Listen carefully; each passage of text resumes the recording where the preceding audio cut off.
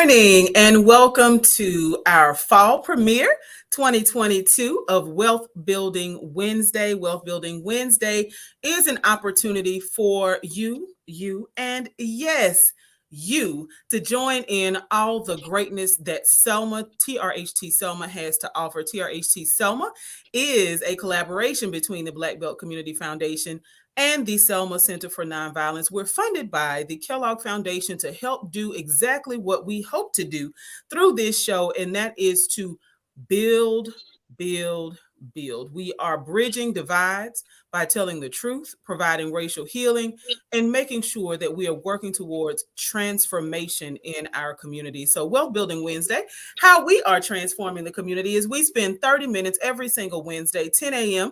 Central Standard Time, and we are rebroadcast on WBFZ 105 at 1:30 on the same day. Wealth Building Wednesday focuses on dropping nuggets, right? We tell the truth about how we can work together to build wealth. And I am so excited to have our guest today, Mr. Roosevelt Johnson, who is an entrepreneur, and I call him a serial entrepreneur. So many of us wear that moniker and proudly wear that because, listen, being an entrepreneur is a journey.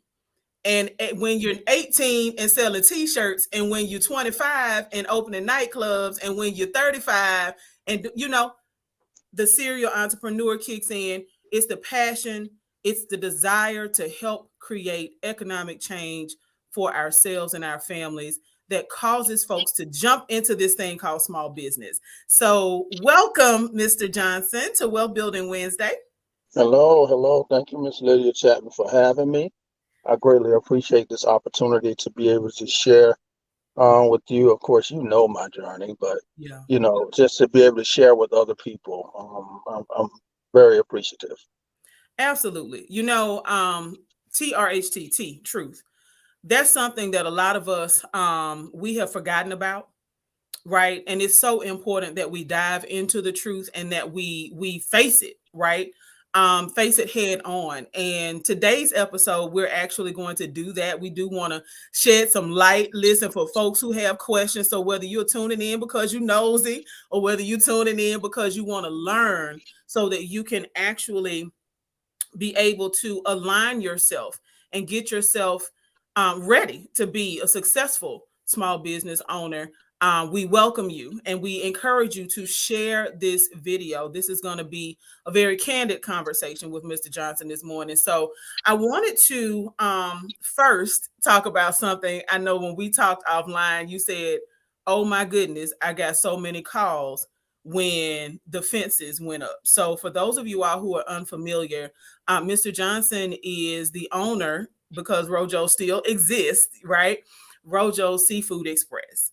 And so there was a brick and mortar location here in Selma, in the historic city of Selma, Alabama. But unfortunately, that brick and mortar had to close. And so a few weeks ago, some fences went up. And again, that T word, truth, it's a curse word to some folks. Listen, okay? But what we want to do is make sure that we're telling the truth about the situation. So, Mr. Johnson, what's up with the fences? Let the people know the truth. Well, honestly, the fences went up after we decided to close the location because of lack of sales, lack of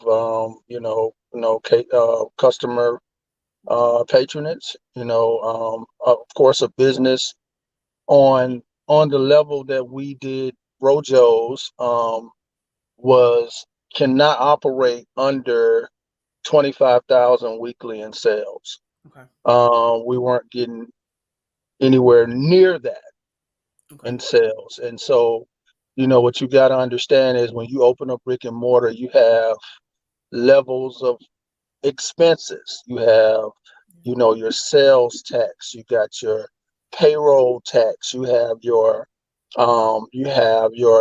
insurances, your general liability, you have your workers' compensation, you have your, you got, your rental, you have, all your utilities, you got your food costs, you have your payroll. So now listen, you jumping ahead. You are I'm talking. sorry.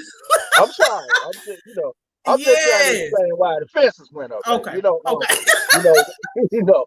So when you don't have those sales, you got to make a conscious decision Yeah. to exit. And so we had to do that. And the landlord or the investment company that owns the property Okay. decided to protect it in that way because we had spent so much money collectively together to um, anybody know the old Pizza Hut? It don't look nothing like that now. That took, At all. that was a six-figure move, Mm-hmm. and that was because we wanted something nice for Selma, somewhere where people could actually come sit down, enjoy a nice atmosphere. That was our goal. And so we spared no expense in that area. So And you truly didn't. Beautiful facility, new floors. I mean, everything, brand new kitchen, all of that. So we appreciate what you attempted to do. And I know that it's coming back around, right? But for the record, what he said was the fences are to protect the property, right? correct. So let's be clear and be honest about what's happening. Okay. So now you're right. We've had many discussions about entrepreneurship, small business ownership. We've known each other for years, Yes, um, ma'am. and so I want you to kind of share, because this is an opportunity for us to talk about the entrepreneurial journey. Mhm. Kind of share with the folks who are tuned in and listening. What kinds of businesses have you managed or operated in your years as a small business owner? Like, describe your entrepreneurial journey. Good. I started out in a nightclub. Hell, Hey, look. dollar bill. Come on, Chi Town.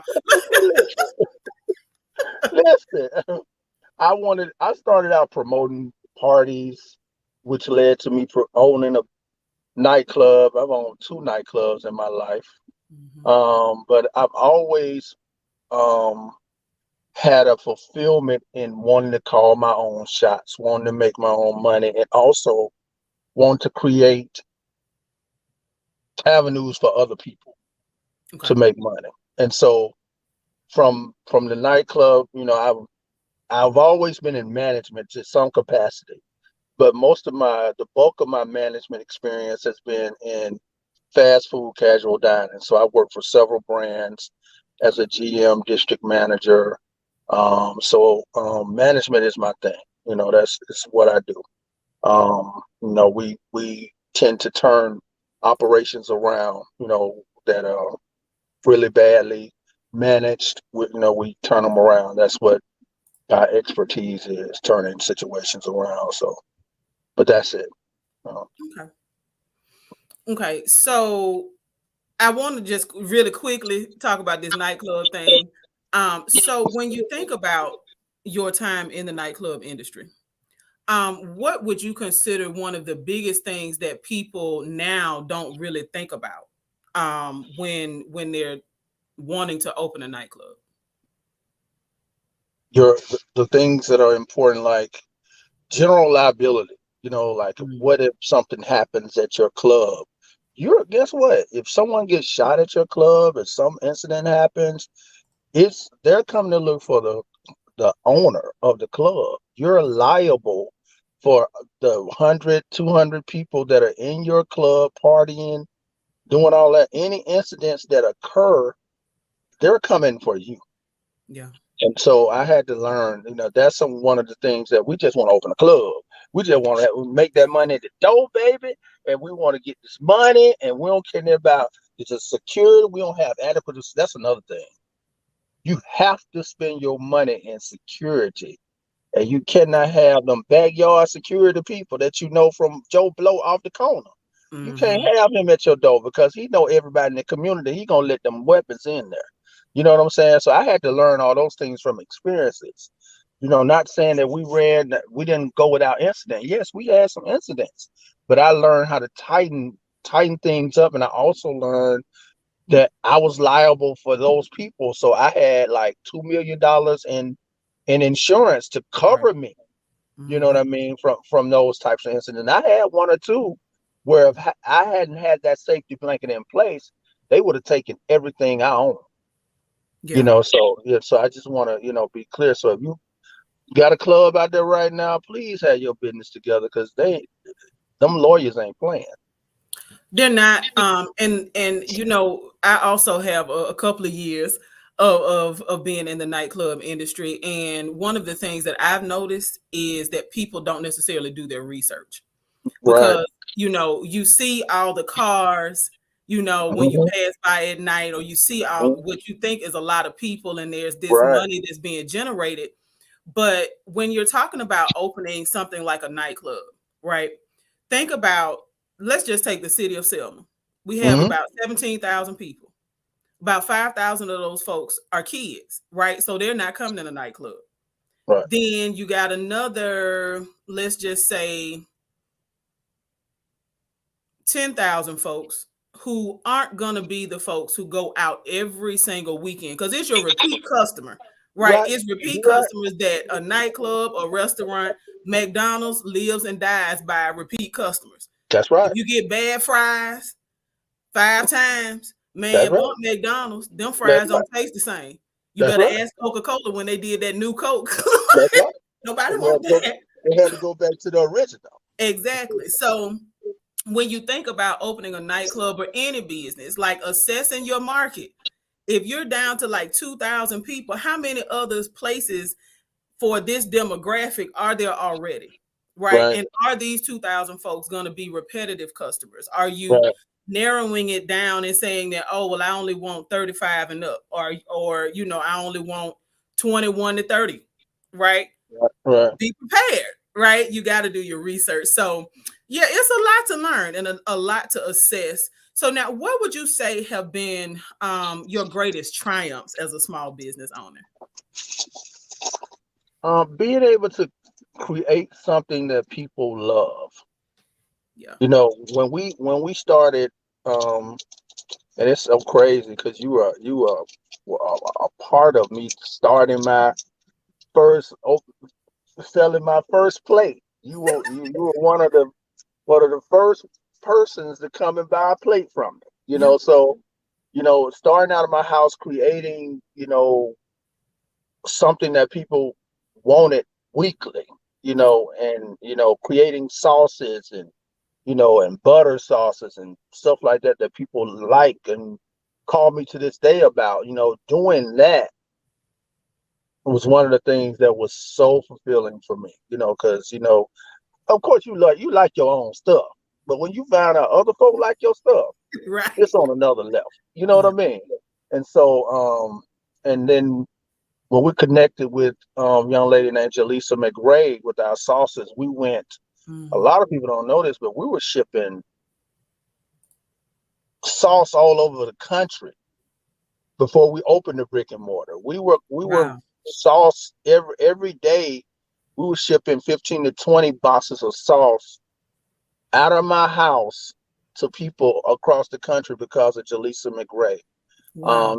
We cooked for her one day on live and it went viral. And people just started hitting us up for the sauce, hitting us up for the sauce, and we took off, you know. But my biggest issue, I shouldn't have never stopped my sauce business. It was guaranteed. It was guaranteed money, but and this, I need y'all to hear me when I tell y'all this. I got distracted by the brick and mortar Mm. because it was something that I always wanted to do. What was working, we're talking about this dude. I was making about $3,000 a week in Mhm. salt sales. I stopped it to take on the brick and mortar. Wow. That was my biggest mistake because now to get back into the sauce business to reestablish myself is going to cost money again to Mhm. even do that. So I'm starting back over, with it, but that's one. So when you got something working, you got to stick with that. You got to keep it rolling. That was one of my biggest issues. And I fought myself for that because all my life, like the list, all my life, I wanted to own a restaurant. You know what I'm saying? And so Yeah. when I seen the opportunity, I took it and I ran with it. So Yeah. So now I do want to reiterate what I just heard you say, and that's really just keep pushing. Hmm. My friend Eric Nettles out of Montgomery has hashtag keep pushing. Hmm. Literally, when you have something that works, y'all keep pushing. Like this episode of Wealth Building Wednesday, like I really literally when I reached out to Roosevelt was like, I can't think of a better person to bring back the live episodes of Wealth Building Wednesday with, because this is an important conversation to have. Like we're going to be as candid as possible, be as Hmm. honest with folks, because when we know the truth, right, then Hmm. now it's up to us as individuals who may be new to small business ownership, may be contemplating some things. Let's think about, what he's gone through and some other folks that I have lined up to be guests. Let's think about what people have gone through, the Right. triumphs, the failures, the things that work, the things that don't work. And at the end of the day, everybody is saying that keep pushing, just keep doing what works. That's right. So now when you think about your most recent venture, which is Rojo's, which still has a food truck, right? Yes, ma'am. So when you think about that, and the fact that you invested in bringing a new restaurant into Selma, what would you say was your biggest triumph? I know you say that you always wanted to have that brick and mortar, but like when you started putting, paint on the walls, when you started selecting the flooring and looking at the kitchen equipment and comparing things, like what was your greatest, like, man, like this surreal moment of, geez, this is actually happening. Man, you taking me back, bro. Like I remember when we did the lease, God had a way where it was just so easy. When we got in the restaurant, it was, very destroyed, just not taken care of. And so once we signed the lease and we started the process of tearing everything out and actually being able to start, it's a joy to open a restaurant, but I was able to open a restaurant and a startup at the same time. Mm-hmm. And so everything from creation, from how the floors look to how everything came from here, from my mind of what I always wanted it to look like, and so because my mindset was I want to scale these restaurants across the state. Okay. I want them to look like McDonald's. McDonald's has, you see them golden arches everywhere. You know what I'm saying? So Mm-hmm. that was my mindset. I want to conceptually do this the same way. That way, even from the recipes, we got recipe books, how to cook, the cook times, like all of that stuff in the Okay. startup. That was the exciting thing for me to be able to create the formula, for Rojo. Yeah. That was the thing that really that was fun. You know what? Um, I tell my colleagues all the time. I watch this show. I think it's on the History Channel about the businesses that built America. Hmm. And I can fondly remember a couple of episodes because they break down things like how businesses like McDonald's, right, and Hmm. McDonald Brothers and Burger King and where that came from, the flame broil versus, Hmm. um, and to hear you talk about that, I'm like, we've got to learn how to encourage one another Hmm. and to know that we can do great things still, right? Even though they say that there's nothing new created under the sun anymore, we can Right. still do great things, and we can That's right. truly, as we can encourage one another to do those great things. Because I'm like, oh my goodness, maybe in 10 years, 20 years, this is going to be an episode, right, of on the Hmm. History Channel, as far Hmm. as like changing the dynamics of what opening a restaurant or opening a seafood restaurant, what that looks like. So now when it comes to challenges, because that's where the rubber hits the road, right? Right. You've done what you feel like is due diligence, but when we think about the challenges that may be ahead, um what would you describe as your greatest, I'll say, challenges, because I don't want to limit it to just one thing. So I would say, for me, I had a couple of people when I got into some tight spots, I just needed to talk to about what I was trying to execute. You know, um, I went and had a conversation. Rest in peace to Mr. Earl Travis. Been doing it 20 plus years. Asked him what was his formula to longevity. Mhm. How was he able to maintain through all of that? Over the years. He gave me some great nuggets. Yeah. But I think the community has to embrace entrepreneurship, entrepreneurs. Mm. Gotta be able to, give them, even that time. It's just that a lot of times don't have to do with money. It's just a sit down conversation. Something may be said that can help that future entrepreneur. So I think we need more of that. More of that needs to happen. But my second challenge was financial. You know what I'm saying? Like, you know, in your business plan, it tells you to do the SWOT analysis and all these different things, Right. but it doesn't tell you what to do when your operating capital is gone, and who to go to get that, and how to keep records, and how to make sure you get an accountant Mm. to handle the different paperworks that the banks are going to need when you need money. The bank just ain't going to give you money because you got a business. They Right. want to know behind the scenes how much you deposited every day. How much are you losing? How much are you doing in food costs, labor? Can you afford this money you're trying to ask me for? So I couldn't, and I'm just being honest because I'm on Lydia's show, and I'm gonna be honest today. I did not have my paperwork together where I was able to walk in any business, any bank, and say, I need $100,000. Yeah. Like they, I actually did try Mm-hmm. to go into some banks, and I was turned down. Like, listen, brother, we want to help you, but we can't see your business on paper. Like, we can't see, you have no financial statements, no financial records. You have nothing that can show me that I can take to my board of directors and say, I want to approve this gentleman for this loan.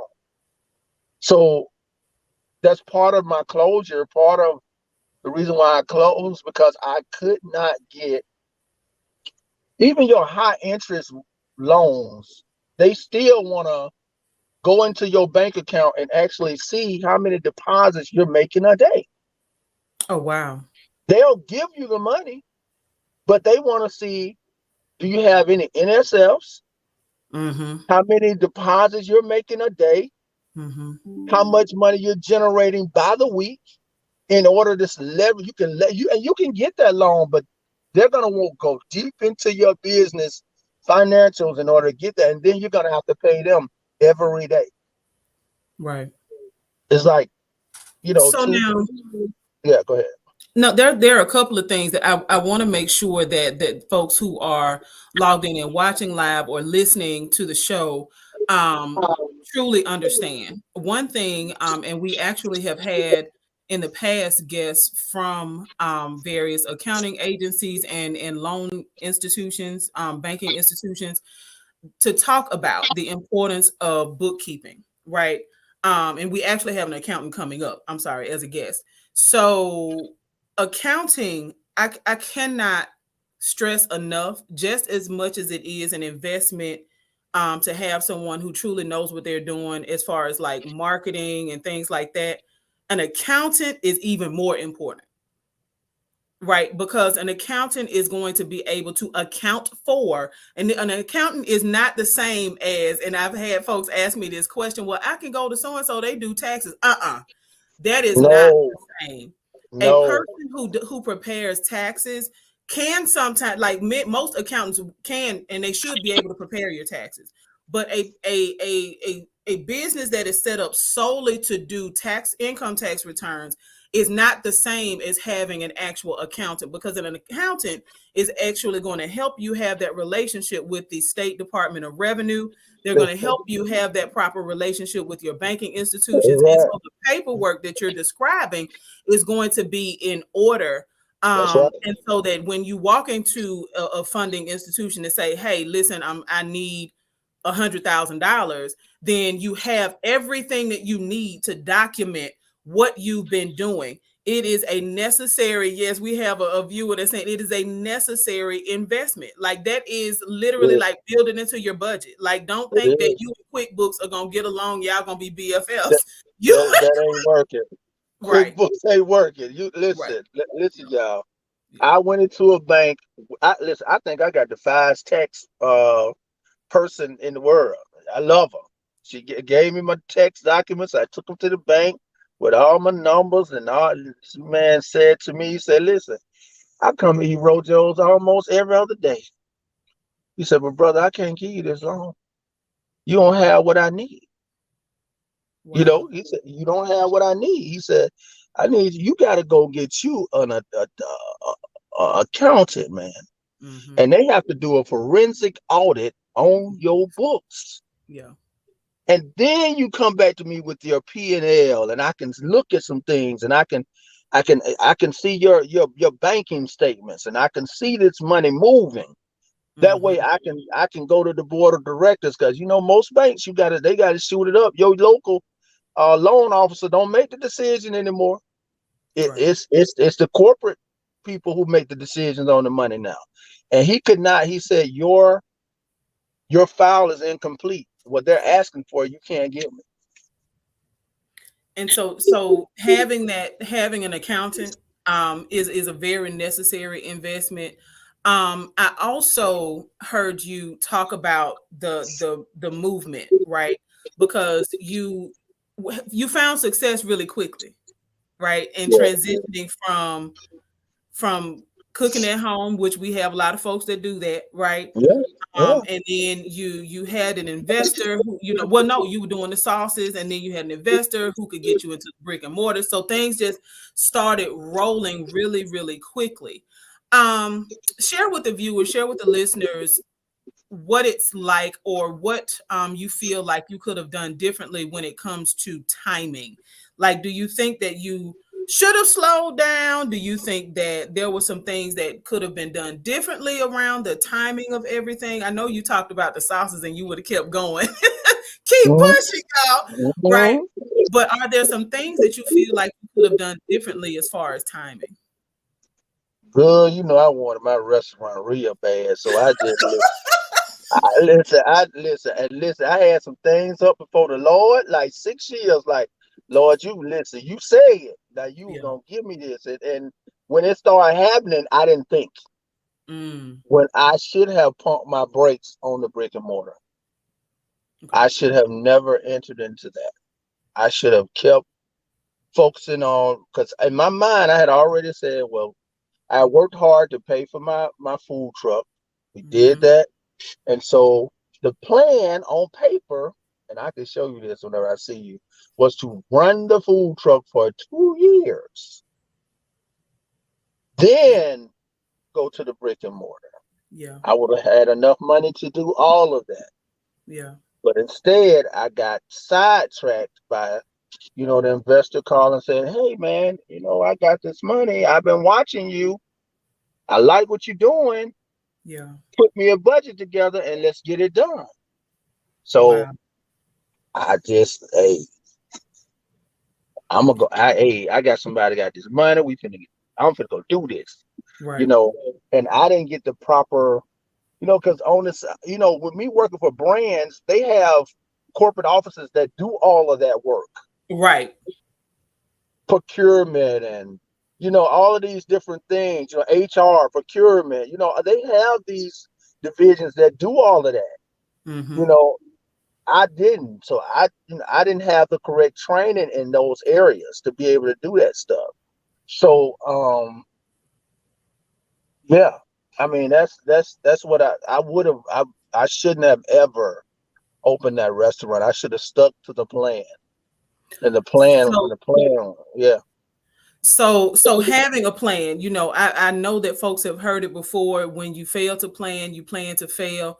Mm-hmm. Now, your plan was could have what were your steps to success? Because one of the things that I really and I keep pouring into you is that you're going to get this back, right?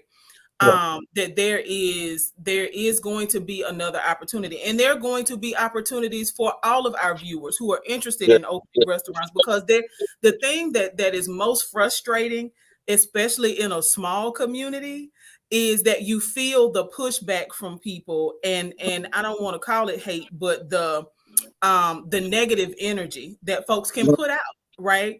And that impacts us. But there's room enough in this market for everybody.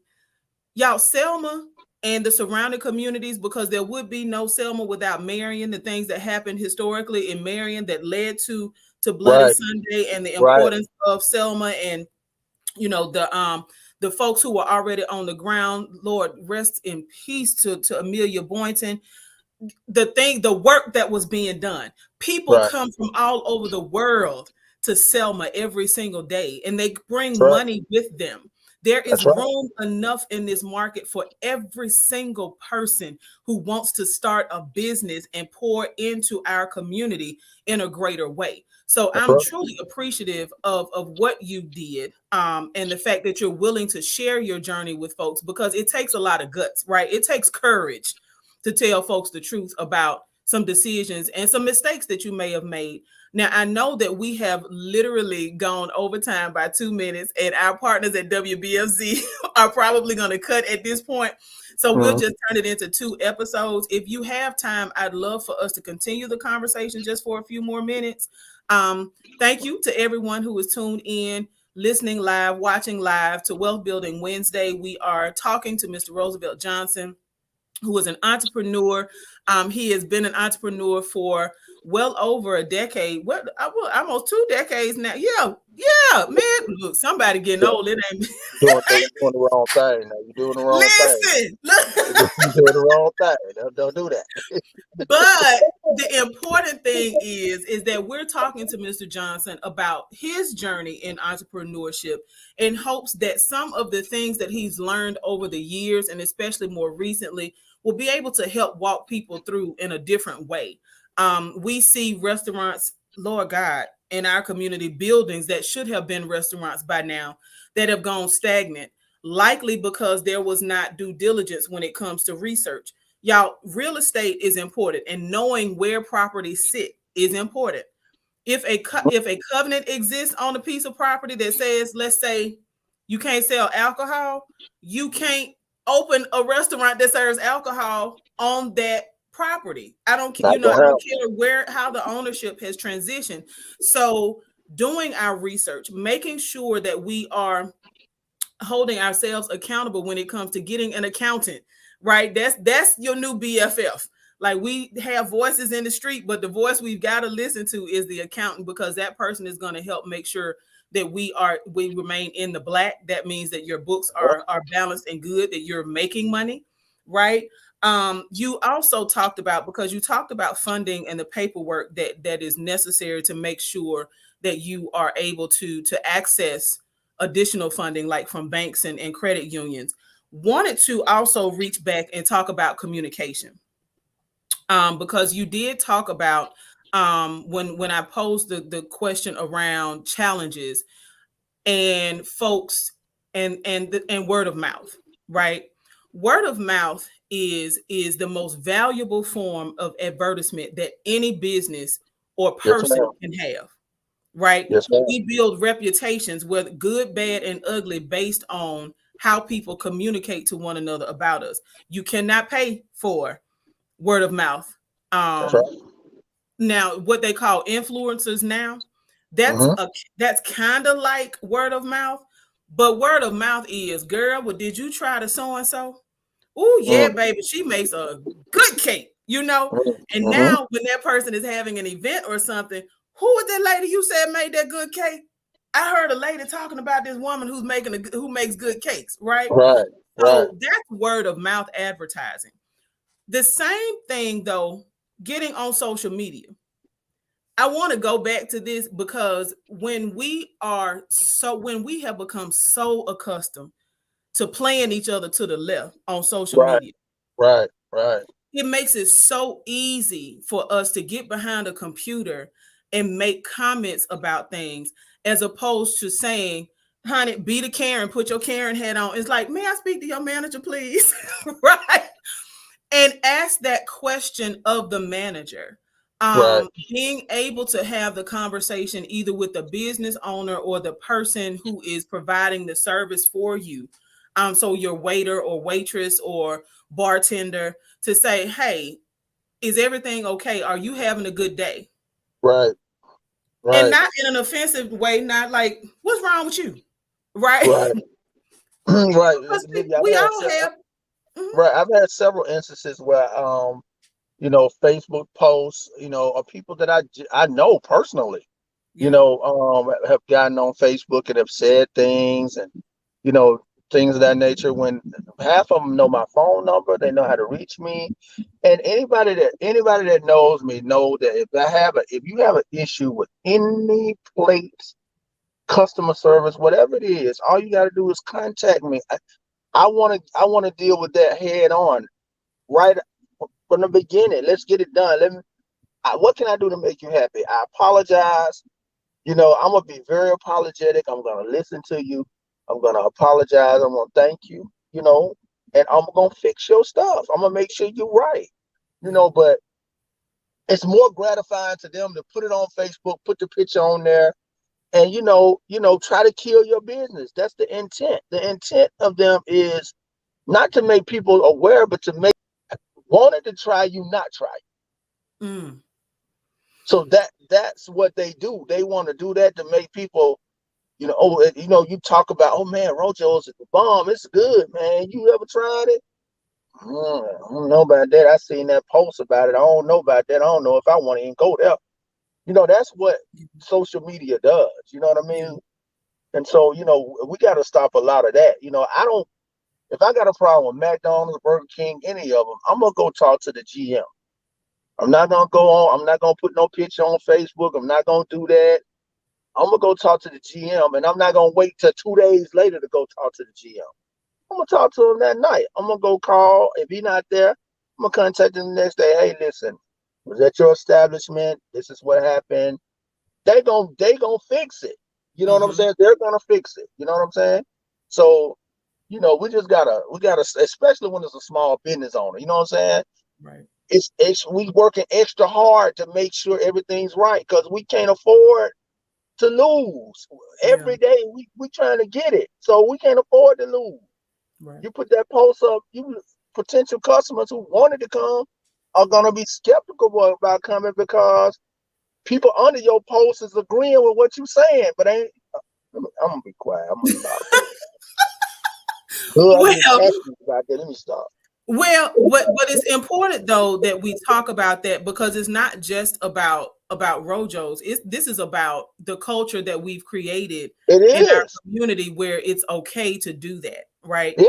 And we've got to do some things differently. If we want to see Selma grow, if we want to see Selma rise, if we want to see the black belt, because see, when Selma steps it up, then that means Marion gets more visitors. That means that Camden gets more visitors. That means Linden gets more visitors. So regardless Right. of your location, even in the state of Alabama, Selma is one of the top 3 destinations when people are scheduling their trips, planning trips to Alabama. So, Selma so is right. one of the top 3 destinations. That's not according to Lydia. That is according to the Alabama Department of Tourism. That's That right. Selma literally, it's on the cover of major magazines. It's on the cover of books that have been published by the director of state tourism. So we have to understand the role that we as individuals play in the success of our community and the small business owners that we're connected to or not connected to, right? Right. If you Right. don't want to patronize anymore, there are several businesses that I don't patronize, but I'm not going on social media to That's talk right. about it, That's right? right. That's just not, it's just not what I do. I can't Right. go, spend my money where people who look like me are not truly welcome. Right. That's right. So That's right. So that's just not a thing that I do, but I'm not broadcasting. Well, I just said it, but I'm not posting about it every single day, right? Right. On social media. So now what are some of your greatest disappointments when it comes to what you have yet to do? I'll say it like that, what you have yet to accomplish as a small business owner. I want to say, like, okay, I don't know if this is part of it. I think it is. So I made, when I was at my house, working out of Mhm, my house, I made more money mhm. in my house than I did in the brick and mortar. Wow. And I'm trying to figure out why is that. I went on Friday and Saturday. I only sold plates 2 days a week. On Friday and Saturday, I made more money on those 2 days than I did the entire time I was at my brick and mortar. Wow. And I'm being honest with you guys, the most money I ever made in a week at the brick and mortar was $12,000. But I would make half of that in 2 days at my house. Wow.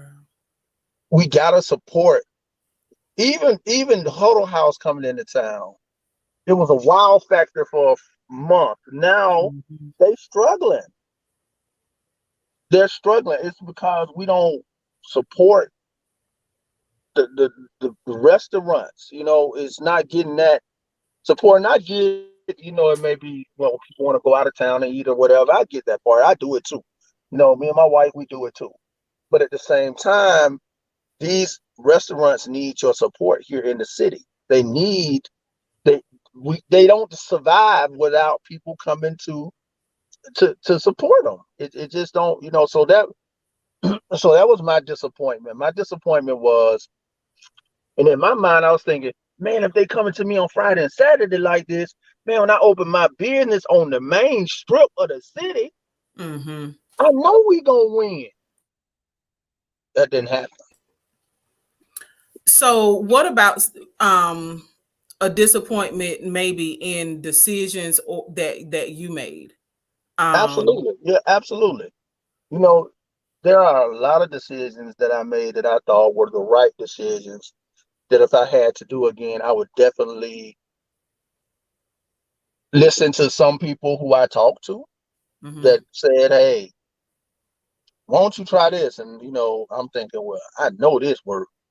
I hear what they saying, but I know this working. You know, mhm, and you got to understand that people who talk to like that, they want you to win. They want to give you information that they didn't think would be, a positive on what you're doing because they right, believe in you first and foremost. So you can't be big headed and pig headed and don't listen to people who come to you and say, "Hey, man, I love what you're doing, but won't you try this?" You know mhm. what I'm saying? You got to have an open mind, when it comes to that kind of stuff. You may have created it, but it needs some fine tuning. You got to be open to the fine tuning part of that. And I'm that so was probably, glad you said that. yeah. There's a show on middle of the night, and it literally this happened last night. So perhaps it was in preparation for this conversation. Billion Dollar Idea. There's a show called Billion Dollar Idea, and it's where the guy who owns BAI the drinks, Hmm. um, he's working with his expert team to go from like I think 15 small business owners down to one person that he's going to invest in and help them get to $1 billion. Hmm. And so the big he on yeah, I guess it aired yesterday at some point, but I called it like at 2 or 3 o'clock in the morning. Woke up, um, and he said that the biggest challenge that he's seen with small business owners, especially those who have created their own unique product, is that they don't want to change. So the vision is there, but when help is offered, and last night they were actually talking about logos, and he was down to 3 entrepreneurs, and there was only really one who gave him any real pushback about, and this man is the man who he called in to do the logo renovations or the new logos. Literally was a man who has worked with Fortune 500 companies. Like he's a beast when it comes to branding and making sure that you have a product that once it's placed on the shelves, people can recognize it, right?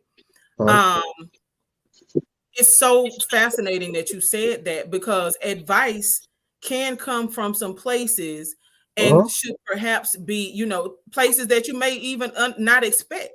But that's how the Lord works in mysterious ways. Yeah, like you so right, man. I mean, because when you don't want to you don't want to hear that. I'm just being honest with you. You don't want to hear nothing nobody got to say when it comes to that. Cause this mine. Yeah, I.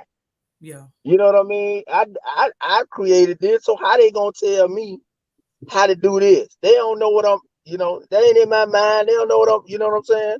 right. But really, they've really taken an even better because they're looking at it from a consumer standpoint as well as a person that generally wants to see you win. Mm-hmm. So, and you don't get that. You don't get that. All you thinking is either they buttoning your business or they just want to have something to say. You don't really take it as advice. You don't take it as that. You take it as they don't know what they're talking about. They ain't never been in food before. They don't know what they're talking about. But Yeah. and that's how we take it. But that was one of my biggest mess ups. You know what I mean? I really should have taken a mental note and really even just tried it. You know what I'm saying? Just to see. You know. And so I want to go to there's a comment that I can't post, um but she said as long as you're in your house, people don't fear you. Um but once you get into a building, there's a different type of envy that kicks in. Now, Wow. yeah. So one of the things though I want to say in response to that, because she's right. That's an excellent observation because it does, like, Sam Walton started in a very little building, right? A little shack, if you will, like what people use as she sheds in their backyards. Sam Walton, literally the man who founded Walmart, right, started in a very small space trying to create something in Bentonville, Arkansas, that they to respond to the needs of his community for a general store. Don't you think Sam Walton had some folks say to him when he got that first big 16,000 square foot building, um, I'm not going there anymore, or I don't want to support him anymore. So we've got to get out of the habit. And when I say we, that's all of us who are viewing, all of us who are listening, all of us across the state of Alabama, across this country. We've got to get out of the habit of feeling like everything is a competition. Now, competition can be a great thing. It is a good thing. It really actually can help us be better, right? But when you take Right. on the stance that this is competition to the point that I don't even want to support that person or that business, that now creates a situation where communities can't grow. We remain stagnant. It's almost like we are um for lack of a better reference, like we're sitting on a plantation waiting for things to change, and when the people are trying to change it, it's like, Mm, but I don't really. I'm good with what I have, with the scraps I have. We don't really need a change, right? right. But that's clearly not the case. There are enough of us, I do believe, that are willing to do things differently, that are willing to step out, that are excited. Um, I gotta, I gotta, I love you, but I got a conference call here. I oh, gotta be on okay. it at 11 o'clock today. Manager call. Man, listen, I had so much fun. I had a great Yes, time with you today. absolutely. I hope that someone will take a look at this today and really, Yeah. especially the new entrepreneurs that are out there now that are grinding. I love it, man. I love to Absolutely. see like new people jump on the scene and do their thing. Brenda is out there. Wallace killing it right now. You Yes. got Gabrielle that's out there with the food truck, killing Yep. it right. Like I get super excited when I see stuff like that. Mhm. And if they're watching it, if they're listening to this, I hope that they take some of the things that were mentioned today and kind of be do those things, because at the end of the day, man, I want to see everybody win. You know what I mean? Even though I failed on my attempt, but I feel like God is gonna do it again, and that I'm not gonna be no hater. You know what I mean? I'm not gonna do that. I want to see people win. You know what I'm saying? Yes. So that's the thing. But thank you so much for the opportunity to hang out with you. I've always wanted to hang out with you on these shows. I just, I was feeling kind of salty because I ain't never get asked. I'm just gonna tell you straight up. I'm feeling real salty, but Listen, and I'm glad that you were able to take time out today to share space.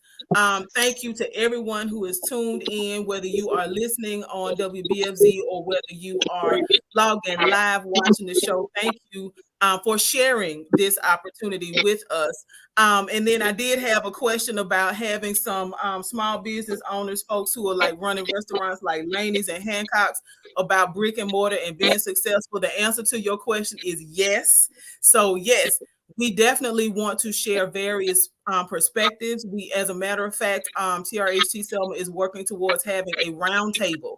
Just like we started the Selma Dallas County Tourism Roundtable, we want to bring restaurant owners together who are willing to talk about the things, the challenges and the successes. Let's get it together so that once we, like you said, you want to see everybody win. When one person wins in Selma, Selma wins. that's And right. that's all we want to do. We want to transform our community, one business, one person, one family at a time. So thank you, Mr. Johnson, for sharing space with us. Thank you for everyone who is tuned in. And we are excited that, yes, we have kicked off our fall season of Wealth Building Wednesday. Tune in next Wednesday, right here, every single Wednesday, 10 o'clock a.m. Central Standard Time. Enjoyed you. And look, don't miss your conference call. I gotta get on it. Thank you, babe. Appreciate you now. All right. Talk to you soon.